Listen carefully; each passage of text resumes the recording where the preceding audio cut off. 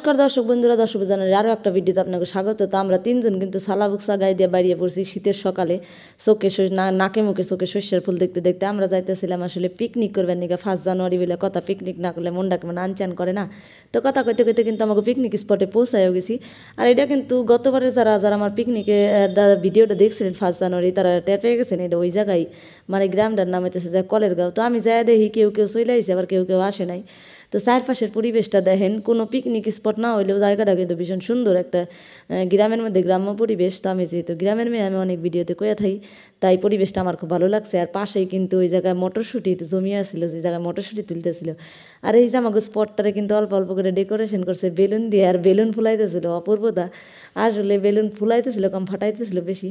তো তারপরে সকালের টিফিনের টুকটাক জিনিস এসে দিয়ে খাওয়া দাওয়া শুরু হয়ে গেছে। তো আমি একটা কলা নিয়ে নিলাম বাড়ির থেকে, যেহেতু সিদ্ধ ভাত করে খেয়ে গেছিলাম। তো অত কিছু তো আমি টিফিন করি নাই, খালি কলাটা নিয়ে খাইয়ে দেয়। তারপরে দেখলাম শুরু হয়ে গেছে কিন্তু ব্যাট বল খেলা। ওই জায়গায় করতেছে আমার হাফ প্যান্ট বল আর সুস্মিতা দিদি ব্যাট। তো পরে আরও অনেকে মিলে কিন্তু আমরা ক্রিকেট খেলছিলাম, কিন্তু আমার ক্রিকেট ব্যাট করাটা কেউ ভিডিও করে দেয় নাই, খুব দুঃখের বিষয়। তো যাই হোক, কেউ কেউ খেলা দেখতেছিল, কেউ কেউ খেলতেছিল। তার মধ্যে চলে আসছিল এই জায়গায় চিকেন পকোড়া টিফিনের জন্য। তো আমি ভাবলাম একটা ভিডিও ক্লিপ নিয়ে নিই। পিছনে সবাই এলো খেলতেছিল, সুস্মিতা দিদি করতেছিল বল। তা আমিও কিন্তু ফিল্ডিংয়ের মধ্যে থেকে ক্যামেরাটা নিয়ে ভিডিও করতেছিলাম।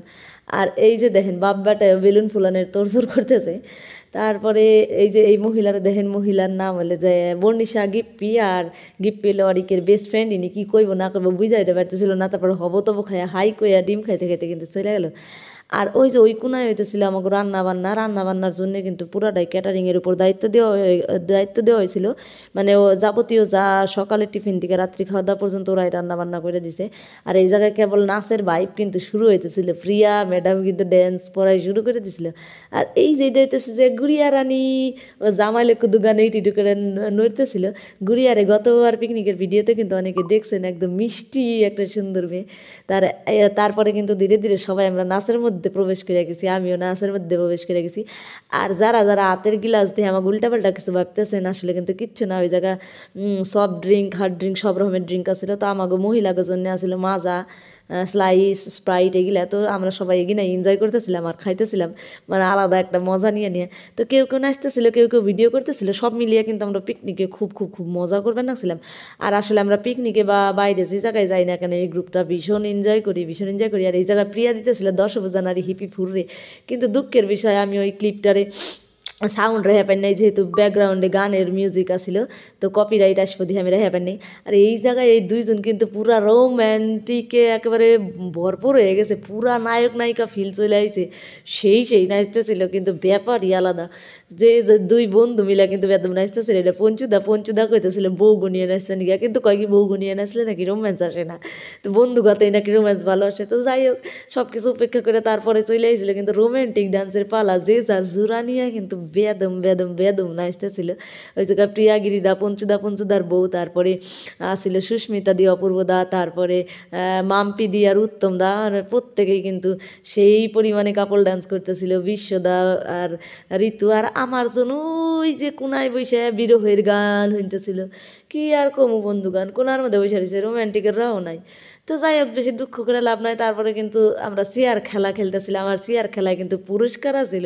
আর জীবনে এই প্রথমবার চেয়ার খেলায় আমি পুরস্কার পাইছি। আমি যা আনন্দে ডিগে ফাইটে গেছিল বন্ধুগণ আমাগো।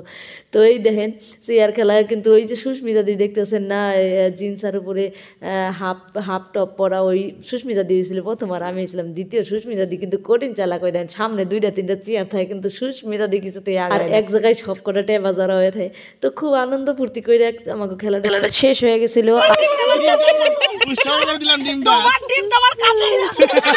তারপরে আসলে আসলে পুরস্কার দেওয়ার পালা। তো কারে পুরস্কার দিব কেউ বুঝে ওঠা পারতেছিল না, যেহেতু আমি আর সুস্মিতা দিয়ে এক হাতে চেয়ারে যায় বইছিলাম। তো ডিম ঘুরায় দেখতেছিল কার মেয়েটা ডিম যায় আর তার দিব পুরস্কার। তো আমি কইলাম ফাইনালি, মানে মেন রুল অনুযায়ী সুস্মিতা দি ফার্স্ট হয়েছে। তো সুস্মিতা দিরই প্রথম পুরস্কারটা দেওয়া হোক। তো প্রথম পুরস্কার একটা ফাইবারের বড় থালা ছিল, আর দ্বিতীয় পুরস্কার আছিল ট্রে। তো ভালোই হয়েছিল, আমার ট্রেরও প্রয়োজন আসলো, মিটাও গেল প্রয়োজনটা, তাই না বন্ধুগান। তো যাই হোক, এই জায়গায় চলতেছিল, কিন্তু তারপরে আড্ডার সেশন সবাই মিলে রোদ্রের মধ্যে বসে আড্ডা দিতেছিলাম। শেষ বেলায় অল্প রোদ ছিল, তো তারপরে আড্ডা মাড্ডা দেওয়ার পরে কিন্তু এই যে ইনাগো আবার নাচের ঝুঁকুর ছিল, মানে আলাদাই মনে হইতেছিল অন্তর থেকে ফাইটে বাড়িয়েতেছে, এরকম সব গান চালাইতেছিল আর নাচতেছিল। ওই বিশ্বজিৎ দ্বারা দেখলে আপনারা টের পাইতেন। তো নাচাকুদা করার পর ফাইনালি মোটামুটি 4:30 বাজে গেছিলো খাওয়া দাওয়া করতে। তারপর খাওয়া দাওয়া করে তারপরে আমরা কিন্তু ধীরে ধীরে রওনা দিয়ে দিয়েছিলাম, যেহেতু অনেকটাই শহর থেকে দূরে। তো যাই হোক, আজকের ভিডিওটা আপনাকে কেমন লাগছে জানাইন। ভালো থাকেন, সুস্থ থাকেন, টাটা।